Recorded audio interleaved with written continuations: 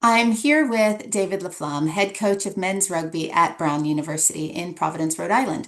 Brown has about 7,600 undergraduates, 3,600 graduate and medical students, and is a member of the Ivy League. It is known for its open curriculum academic model that eliminates general education requirements, and it empowers students to design their own course of study. Coach Laflamme is a fixture in the U.S. collegiate rugby scene. And Coach, I'm delighted to have you join me today. So welcome. Thank you very much. Pleasure to be here.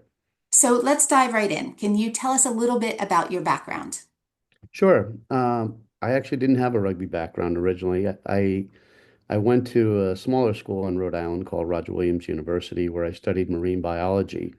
I was a college lacrosse player there. And when I switched over to the psychology field, I got a job during the day. And because of that, I started taking classes at night and couldn't play varsity sport.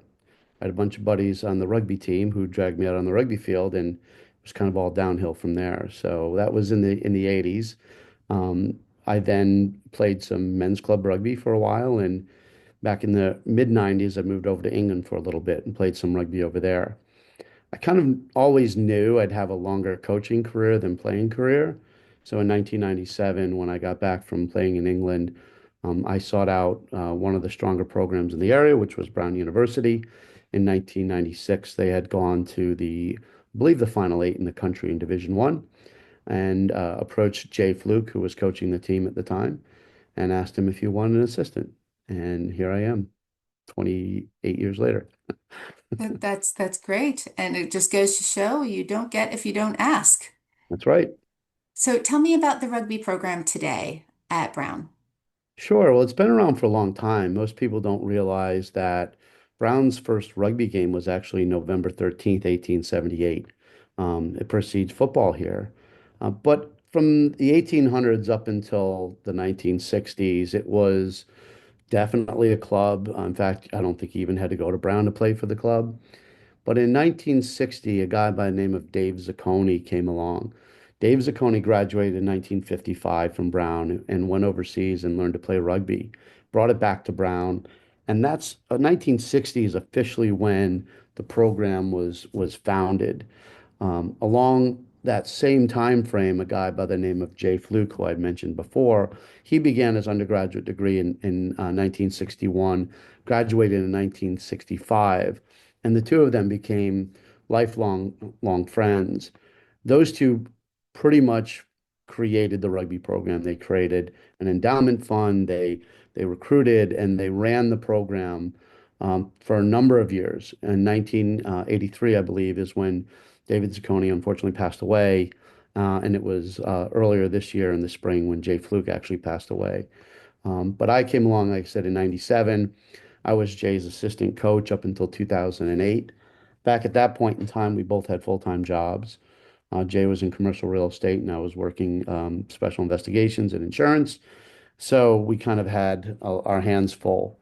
In 2015, the university, or I should say, our alumni endowed a full-time coaching position.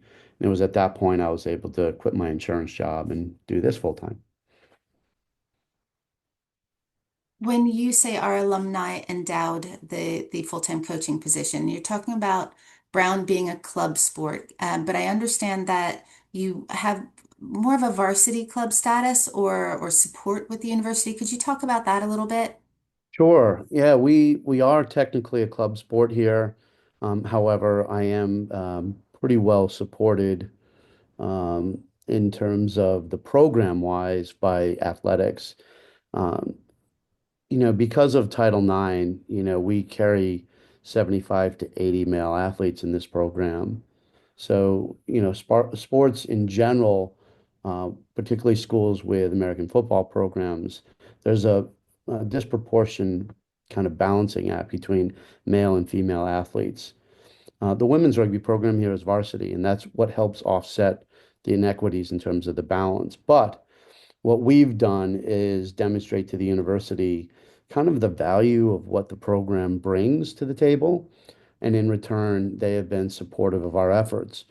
Now, we are 100% self-funded, so we don't get money from the university. We just more get support in other ways from the university. But one of the things that we did, because we have a very robust alumni group, is created an endowment fund that funds the program. So it's money basically that's donated to the university, and the spin-off of that money is what our operating costs come out of, in addition to some other fundraising that we do. Brown has lots of different club sports. I think there's 43 club sports here, which are more than the number of varsity programs. But what they do is they tier them into, I think, five different tiers. And the highest tier, I forget what they change the name of it every year, but we're basically a team that is self-funded, has full-time coaching, and is competitive on a national level. So there may be six or seven of those here at Brown that are in that category. Thanks And for then explaining that. yeah. Along those lines, can you tell us a bit about what division your team plays in and any honors that you've won? Sure. We're competing in Division One under National Collegiate Rugby oversight, which can be confusing to some people when you look at rugby in America, knowing that there's two different governing bodies. However, for us, it really comes down to the competition locally that we can play against without having to jump on a plane and fly halfway across the country. So yeah, we're in Division One there. We've been there probably for the last 4 or 5 years. We've had a lot of success there. We've made the national playoffs the last 4 or 5 years. Um, in one of the big competitions that we really strive for is a little bit of our bragging rights, and that's the Ivy League competition. Rugby, like I said, started in the Ivies in America in the 1800s. So we like to keep those traditions alive. So for us, every year there's really two goals. The first is to win our Ivy League competition, which in 15s we've won that the last 4 years in a row. And then from there we move on to the national competition. Um, 3 years ago we won the Division One Nationals, beating Queen's University in the final down in Houston, Texas. Last year, we finished third in the country, losing to St. Bonaventures, who went on to play Notre Dame College. And this year, we did a repeat of the national championship, beating Queens once again for another national championship. On the sevens front, we're building our program a little bit more there. We've won the last 2 years the sevens Ivy Sevens championship, and this year we finished fifth in the country. So we had a pretty good showing in sevens, also nationally. That's great. When the school year starts, when do your players report to school? What is your typical rugby week like for training, lifting, playing? How does that all work? Sure. Rugby or school here starts after Labor Day, so I believe it's the third this year that school starts. Our first rugby match, our first league match is actually the 6th. So in order to get the team up and running, we do bring them back for preseason. So arrival this year will be on the 15th and 16th of August. And we'll run a couple weeks of, normal preseason.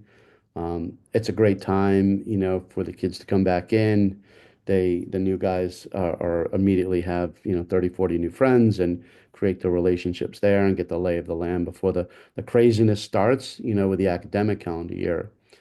Once we get after Labor Day, we pull back on the throttle quite a bit. One of the things about college sports is that, varsity sports can be very time consuming. And at a school like Brown that has a very high academic standard, I want to make sure that we don't monopolize the students' time with just rugby 7 days a week. So we've created a balance between the academic side and the athletic side. Um, we train in the fall for 15s 3 days a week. We train Monday, Wednesday, Thursday, 4 to 5:30 in the afternoon. I find that those times tend to not interfere with classes. No one's ever penalized if obviously they have a class conflict. That doesn't include strength and conditioning because we're treated very much like a varsity sport here. We have varsity weight room privileges. We have a dedicated strength and conditioning coach and are able to work out in our varsity weight room, which is actually called the David J. Zacconi Varsity Strength and Conditioning Center, named after the founder of the rugby program. We'll play pretty much games every Saturday. We don't tend to play midweek games or Friday night games. Just doesn't work very well with the academic schedule here.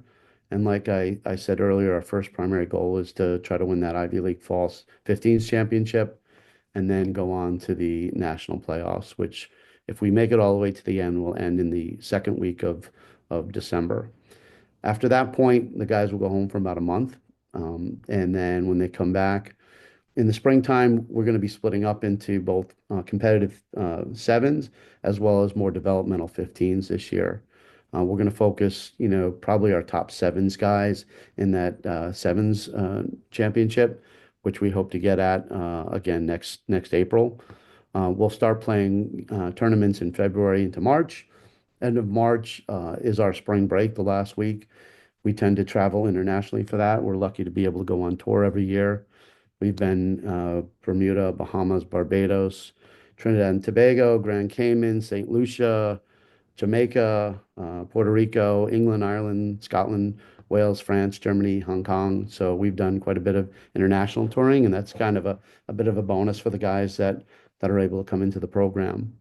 April's really our busy spring season for sevens. That's when we're pretty much in tournaments every weekend, as well as some strength and conditioning. Strength and conditioning tends to be a couple nights a week during the season, maintenance work, and then on the off season. So in that Christmas break, they'll have a plan that they do so they come back somewhat relatively fit, as well as over the summertime. And everything really concludes at the end of April because it's at that point that they're going into exam period, and we want them to focus on that. So there'll be a little bit of recovery at the end in May, and then usually about June is when I roll out my summer strength and conditioning plan. Super. Tell me about your international players and their role on the team.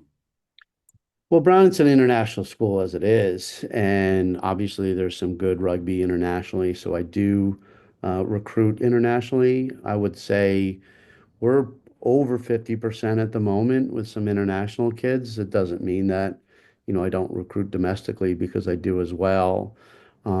We have varying degrees. Everyone that comes out for rugby will play. We don't have cuts.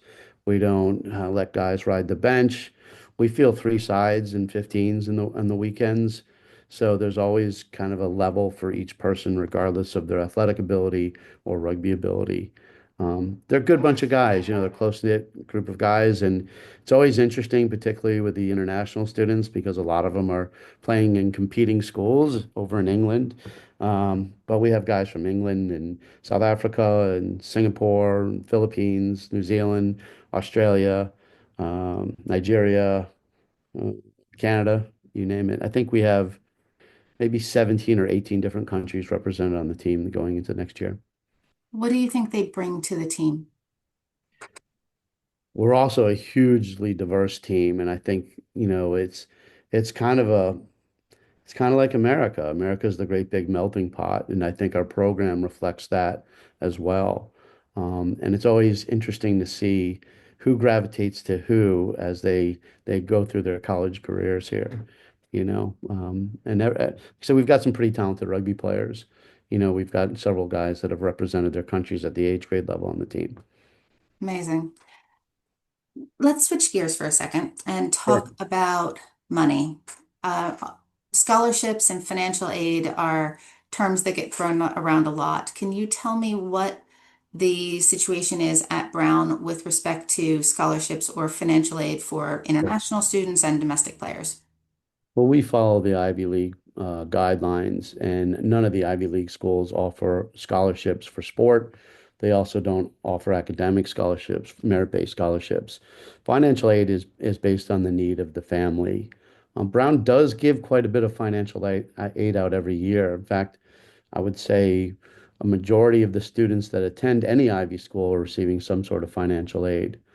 Um, Obviously, it's a competitive environment. You've got 45,000 kids applying for 1,800 spots.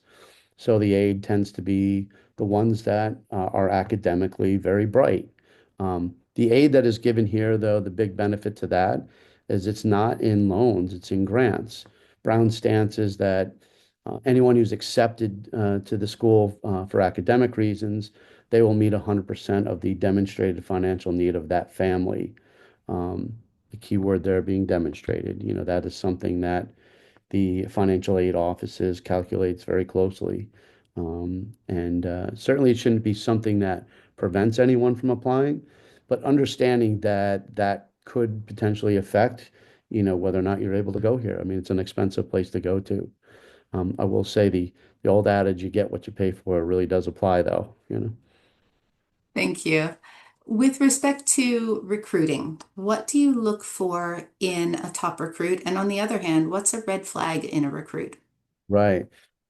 Well, I mean, obviously the first thing I have to look at is the academics. I'm very straightforward with students that are looking at Brown. I have a formalized process with admissions, so I'm able to get pre-reads. Um, and I try to do as much of that up front as I can so that families understand what some of the challenges might be. I'm not able to tell someone a yes or no, but what I can tell them early on is whether or not they're in a competitive position to apply to Brown. So I like to make sure that they understand that up front. That's first and foremost. Then I start to look at the rugby. I want to, it's a challenging environment here. Our rugby program has grown to a point where it's very competitive within the squad. So I do look at a lot of video there. I do speak to coaches about that. I do speak to the schools themselves. I'm on Zoom calls all the time with U.S. universities, people in England, or college counselors here in the United States. For me, the benefit that I'm able to contribute to the admissions process is that admissions listens to what I have to say. I always say admissions has a tough job. They have to read 45,000 applications.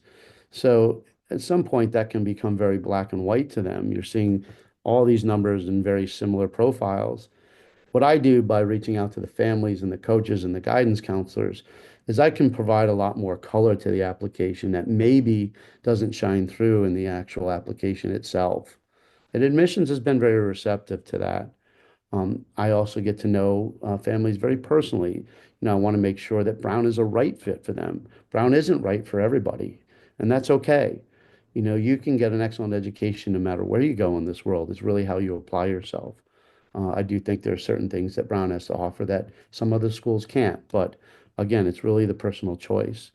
So, that's what I look for. Red flags, probably a lack of follow through, lack of response. You tell a lot from the first email that you get from someone, whether they're in a position to even be considering here. Well-structured emails are important grammatically and everything else. So I want to make sure that ultimately we want kids to be successful. I don't want someone to come here and be set up for failure. So it's really important that we walk them through certain hoops to make sure that they're in a position that this is a viable option for them. You used a term that people might not be that familiar with, and it was pre-read. Can you explain what a pre-read is? Yeah, I mean, I find that most people applying to colleges, you choose what schools you'd like to go to, and you apply, not knowing kind of what your chances are. I have the ability to I gather a lot of documentation before you would even apply, well before the admissions dates are due. And there's two of those, early decision, which is November 1st, and regular decision, which is January 3rd this year. Um, I'll look at your transcripts and your testing scores and your school profile and give you feedback around my experience of doing this, which is encompassing 28 years at this point. So I've read thousands of transcripts. So the feedback that I give folks is you look to be competitive, or maybe you're potentially competitive. Maybe I am waiting on another SAT score or ACT or see your mid-fall grades. The third bit of feedback that I tend to give families is this is going to be more challenging. There's going to be stronger kids applying. That doesn't mean they shouldn't apply. I just want them to know kind of where they're sitting, before they just hit that send button and pray that, they get a favorable decision. So the pre-reads really allow families to understand, is this a viable choice or should I look elsewhere? Thank you. Can you tell me a little bit about women's rugby at Brown? Yeah, I mean, I actually, I have an office in varsity athletics, and women's rugby kind of shares this suite. We have our own separate, the head coaches have their own offices. We share a common area, but women's rugby has been around since I think about 1975 here. Brown women's rugby has had a lot of success over the years, and they were one of the first programs to actually go varsity. Rosalind Chow, who used to coach down at Life, is the head coach here, and she runs an excellent program. They are definitely fully supported by athletics as well. They do raise some money, but I would say they're more reliant upon the university for their funding sources than we are. But a great place to be, and certainly get the benefit of a Brown education if you're able to come here. You know. Excellent. Beyond rugby, what do you think are the best things about Brown, academically, culturally? What do you think sets it apart? I'm a big relationship kind of guy, and I think, what you get here is creating relationships that are going to transfer for your life. One of the things that we're very focused on at the moment is really our mentorship and career placement stuff. I have a whole group of guys that are actually working on that.